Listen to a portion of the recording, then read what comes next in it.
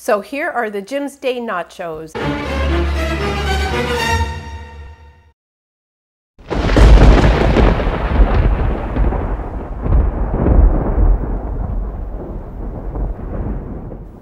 Hi everybody, we're back. I know it's been a long time. Cameraman had a little bit of a back injury a while ago, and then the nice warm weather came and we didn't want to be inside making food. And then I had to go back to work, so, you know, life went on. But today is November the 1st. It's cold and wet and rainy and yucky, and I said, let's make some food. So today we are going to make Jim's Day nachos.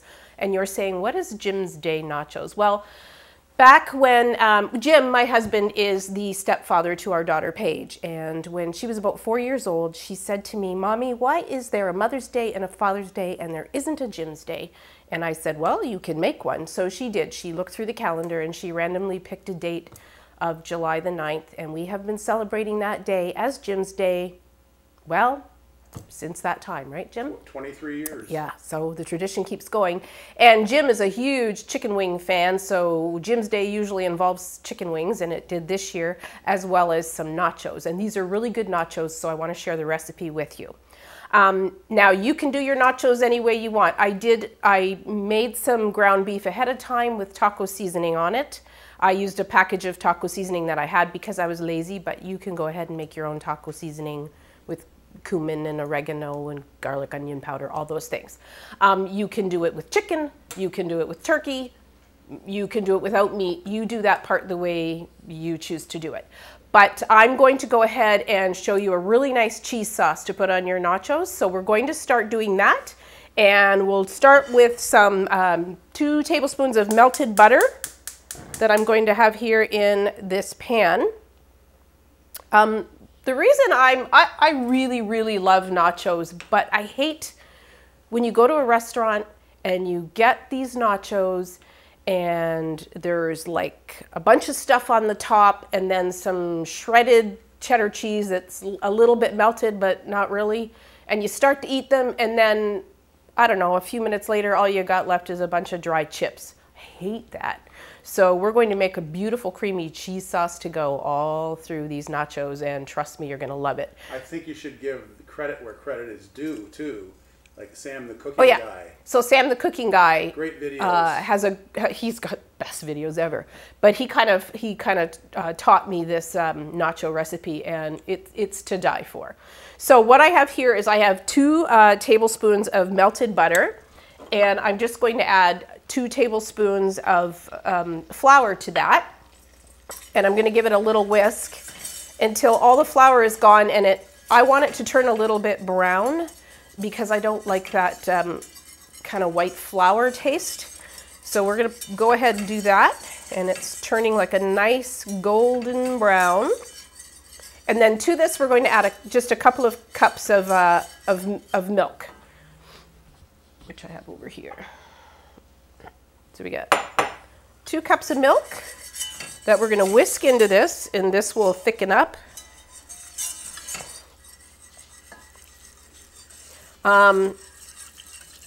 This you can get creative with as well. You can do whatever kind of cheeses you like.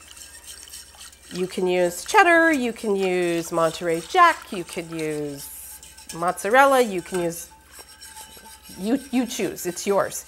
We're going to use a smoked Gouda, a cup of smoked Gouda, and we're going to use also a cup of, what is that stuff called? Monterey Jack? Yeah. Jalapeno Monterey Jack? Yeah, it's jalapeno Monterey Jack. Yeah, and I did an experiment last time I made this, and I ripped up a slice of American cheese and put that in as well, and it was really good. It just made it... It made it creamier. Super creamy. So I'm going to go ahead and let this thicken up, and when we come back I'll add the cheese and you'll see just how delicious it looks.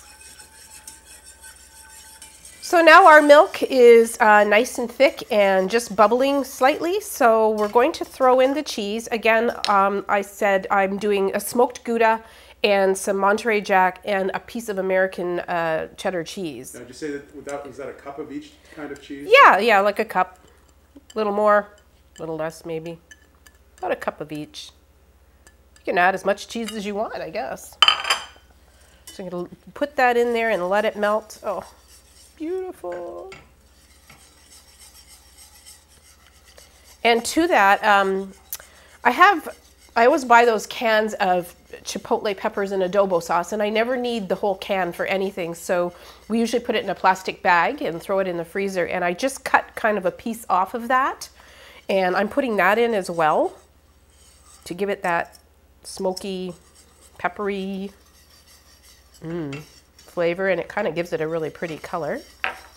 And I'm also adding about a half a teaspoon of salt and a half a teaspoon of garlic powder to this cheese sauce. I don't know if you can see that. Can you see that? Cheese sauce? No, you can't really see it. Oh, well, you'll see it in a minute when I put it on the nachos. But it looks delicious and it smells really, really good.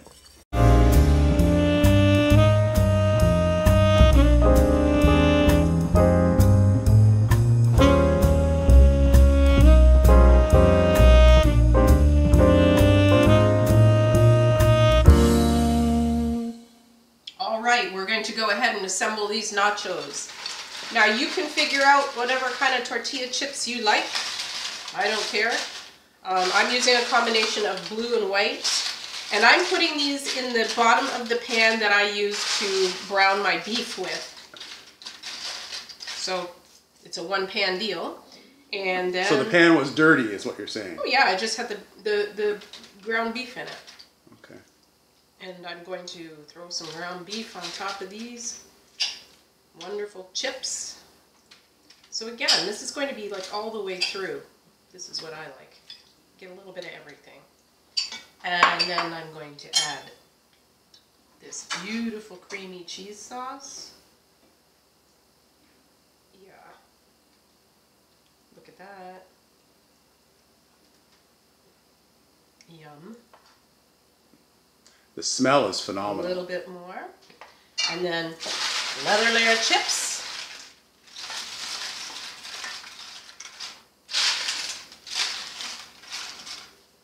More meat. Now this is a lot for two people. I could have cut this recipe in half and done it in a much smaller pan. But that's 1 pound of beef? Yeah, this is 1 pound of ground beef. So. Yeah. I know when for Jim's day, the last time we had this, there were 4 of us, and Yes. it was very filling for 4 people. It was very filling. And along with those beautiful chicken wings. Yeah. A little more cheese sauce.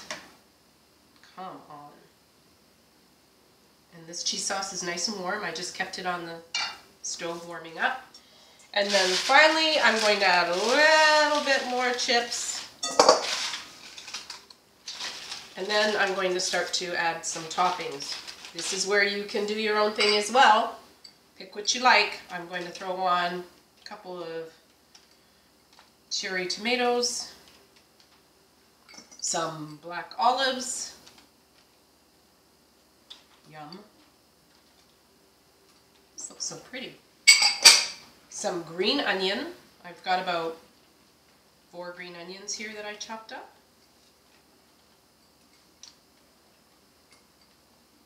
I chopped up 2 fresh jalapenos from our garden. I just finished picking the rest of them so that the frost didn't get to them quite just yet. They're still growing out there, Jim. I know. Some avocado. I just chopped up a small avocado.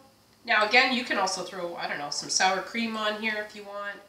Some hot sauce. I'm not going to put the hot sauce on because in our family everybody likes a different hot sauce, so pick your own. I've got a little bit of, this is feta cheese. I know there's the Mexican queso cheese would be good as well, but I didn't have that. Cojita so. or Cojita? Yeah, I think it's called queso, cojita. Queso's a cheese sauce. Cheese sauce, there you go. Look at that. And then I'm going to add just the last bit. Look at this. The last bit of this ground beef. Jeez.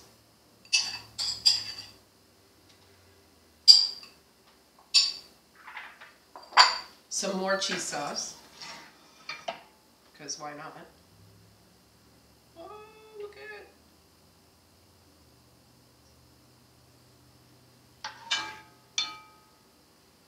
even have a little bit of leftover cheese sauce too. For something. And I'm going to add, I know not everybody likes cilantro, but I'm just going to go ahead and put on the cilantro.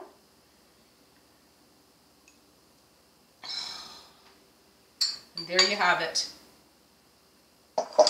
Nachos.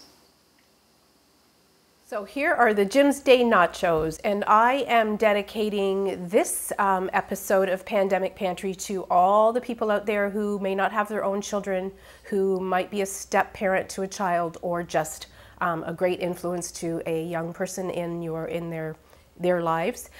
So for you people, go ahead and have yourselves a Jim Day and have some of these nachos. Until next time, virtual hugs. Have a great day.